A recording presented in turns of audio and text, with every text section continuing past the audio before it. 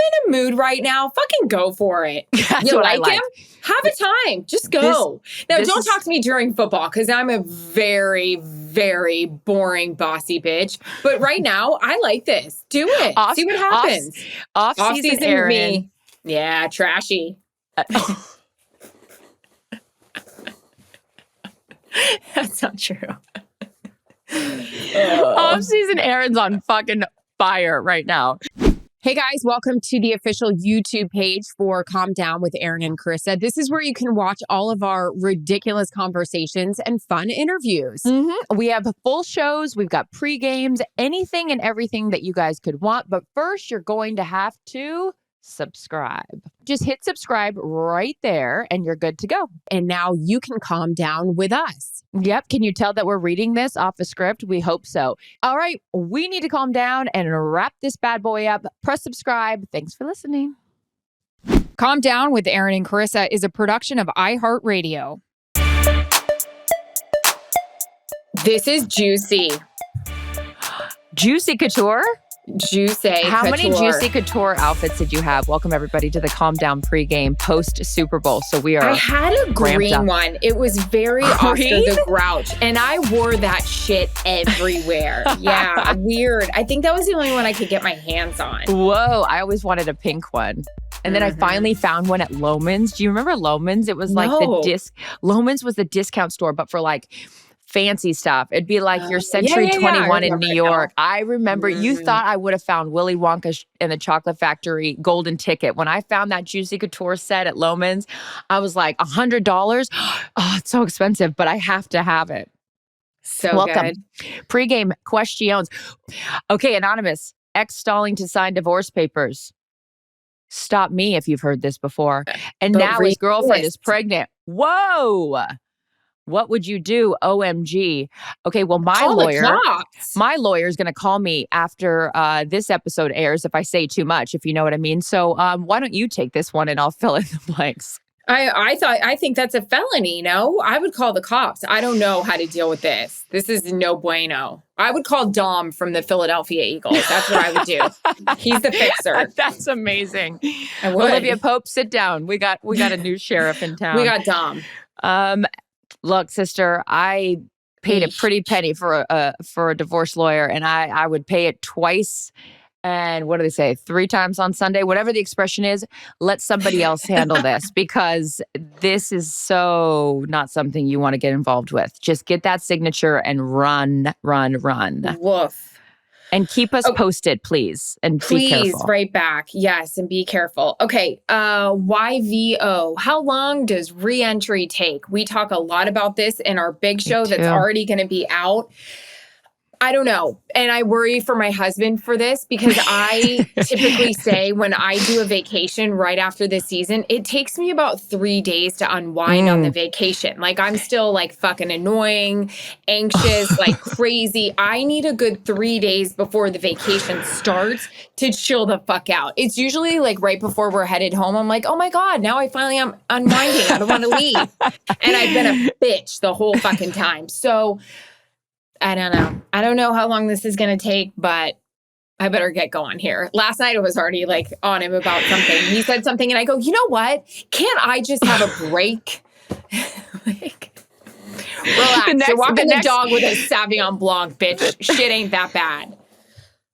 God. The next anonymous question is going to say, wife won't sign divorce papers. She's a real bitch. Help. Entry number 28. Hey. Dad giveaway. Jarrett? God. New York Post headlines. I can already see them now. All right, hit it. Knock it off. They're busy. I need to also lower my voice. I mean, I just, oh, God. Yeah, you can't throw stones. The reason we're laughing is because part of the re-entry is about how loud Steve is. So am I. Anonymous. I have a hard time making friends with other moms at my son's school. As a lifetime tomboy, any tips? I need friends. Oh, first of all, we're your friends. So yeah, we'll be there. No what more. School? I'll sign Mac up because I have a feeling I won't have any friends where he goes either. I can't take some of the shenanigans. And You're also on fucking fire right now. Pen in hand, making notes, by the way. I also realize a lot of these women are going to be younger than me. They are younger than me. I'm like 120 with a 19-month-old. Cute. That'll be adorable when he's in college. Here's my mom. She's on life support. Anywho. Oh my God. I don't know. This worries me a lot. This worries me a lot about, I don't know. I need to get Taylor Swift's Pop-Tart recipe to get friends. By the way, did I send you where Chris Jones sweating? I've been laughing. The edges are so crispy and perfect of her Pop-Tarts. God, he's great. No, but the fact that she's making this always all roads lead back to Taylor Swift. Yep. She's on a world tour selling out Wembley Stadium 19 nights in a row. And she's making Pop-Tarts for Chris Jones, Andy Reid, and for the entire Kansas City Chiefs team. And all we're doing is covering her boyfriend and acting like we can't even walk the dog. You know how tired we are?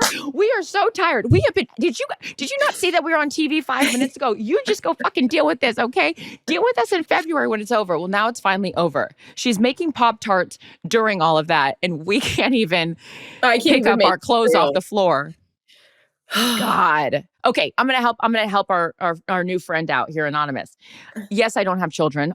This just in. But I think the best way for you to look at this is that you don't want to be friends with anybody that you have to try to sell yourself to.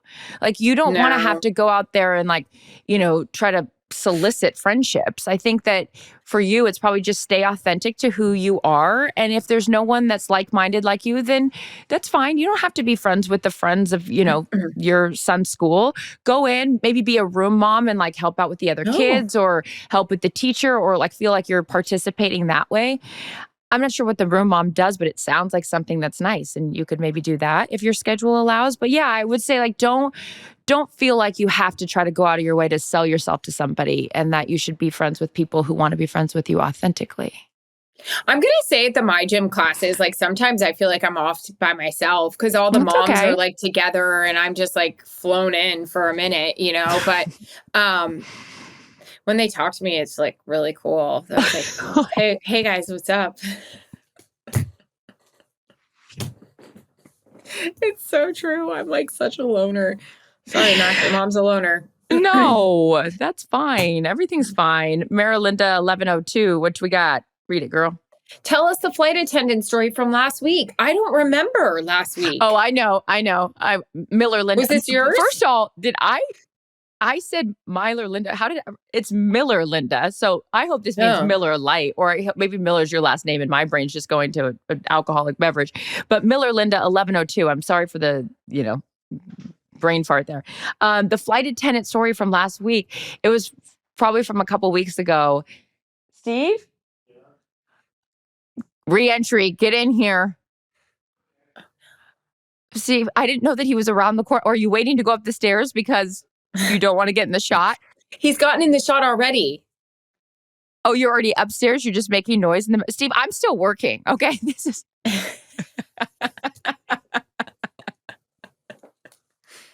He's so great. The flight attendant story. Oh, so from a couple weeks ago, I'm headed out to Philadelphia for the NFC Championship game. What's happening? He just screams down. It comes up. Wait, what happened? Okay, so the flight attendant. No one loves flight attendants more than Erin and I. I don't know how many especially the one yesterday.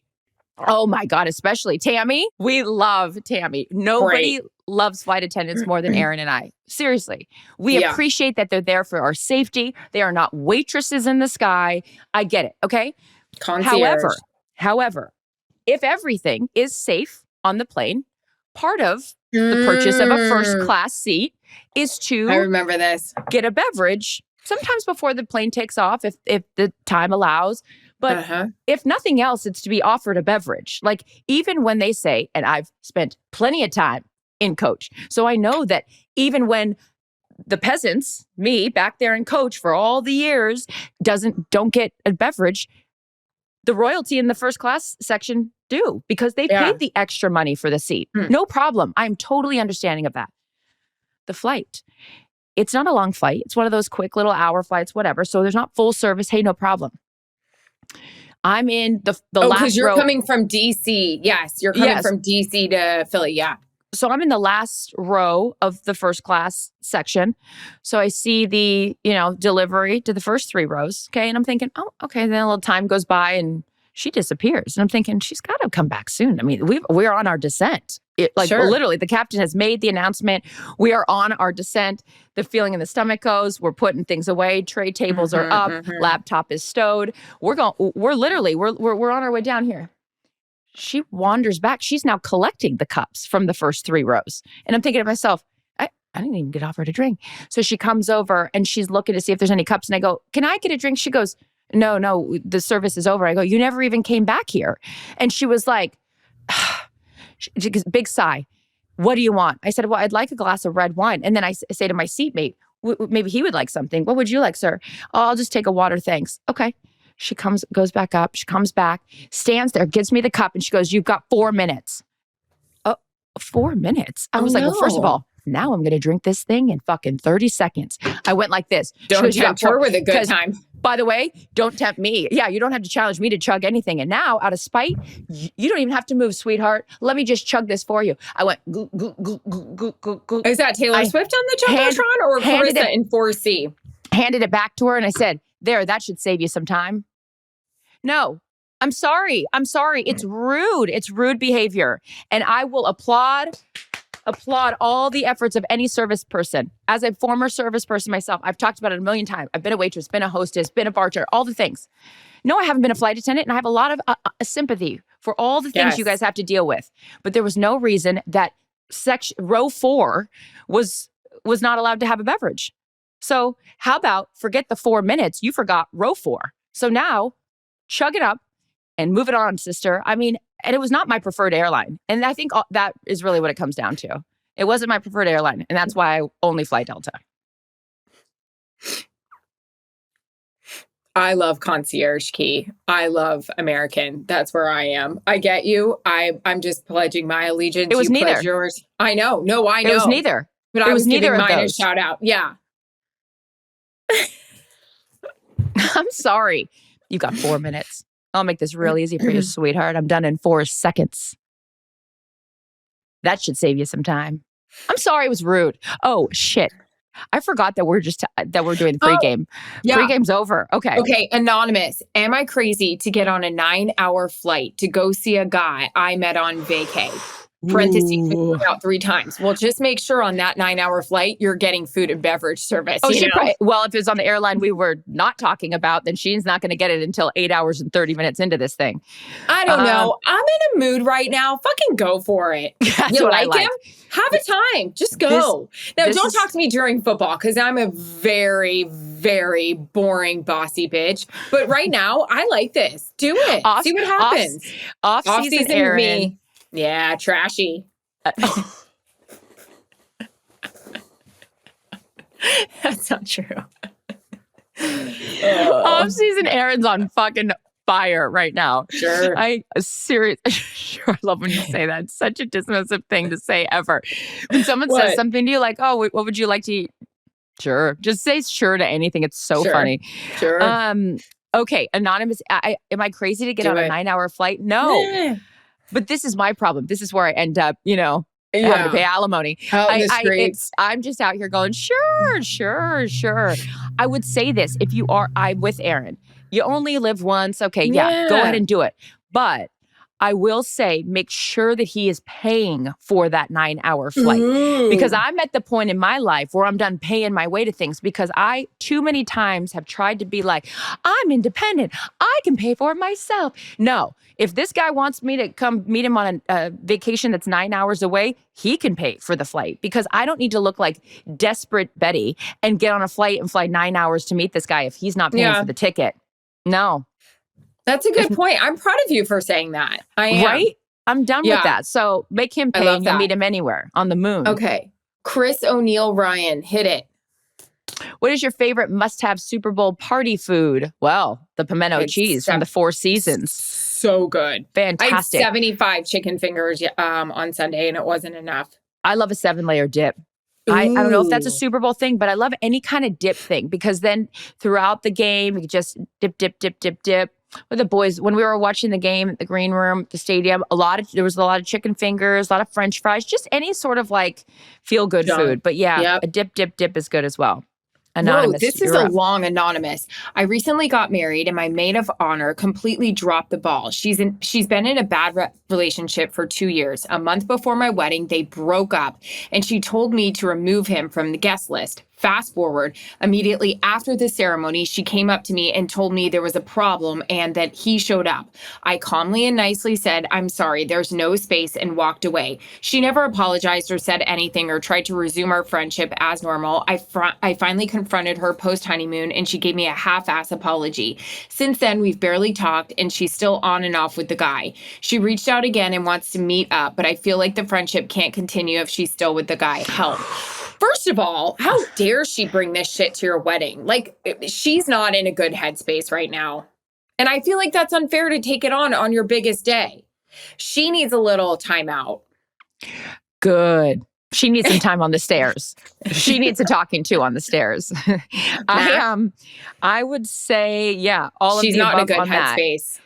Hey, look, I'm just going to say this, and to the friends in my life, starting with you, we've talked about this. I have been in some real places in my life. Dark. Keep smiling.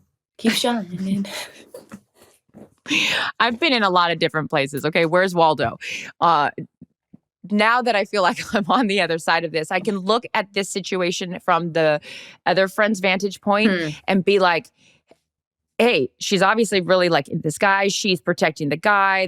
She's going to make excuses for this guy all the time. And what she is going to realize very soon is she's going to lose you as a best friend if she doesn't realize what's important. I don't know. I just think that you need to have an honest conversation with her because I've said this before and I'll say it again. I would have stayed in a very bad relationship so much longer if Erin didn't give me an ultimatum. She's like, I can't be friends with you if you're with that person. And she was so right. And she was the one that gave me the kick in the ass that nobody else would because no one wanted to say anything to me because they didn't want to upset me. So I think the honest conversation is pivotal to your friendship. And if she goes that way with him, sorry, then it's what it is. But you don't need to be. This is what Erin and we have a motto with friendship. If it's really hard, it's not a good friendship. You shouldn't have to work so hard at friendships. So keep us posted on this. But remember that it's her own life and the decisions she makes, she's going to have to live with those decisions. And just be honest that you were disappointed. And if she doesn't receive that well, then maybe she's not the same friend that you thought she was. And that's okay too.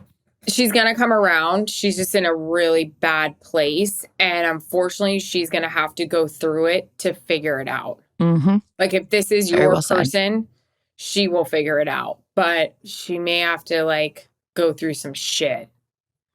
And keep us posted, guys. We've got some downtime. The season's over. The Calm Down community can flood the inbox. Okay, we might take this show to 2 days a week. The plus ones occupying our microphone one of the days. And I love you, gal. Calm Down with Erin and Charissa is a production of iHeartRadio. For more podcasts from iHeartRadio, visit the iHeartRadio app, Apple Podcasts, or wherever you get your podcasts.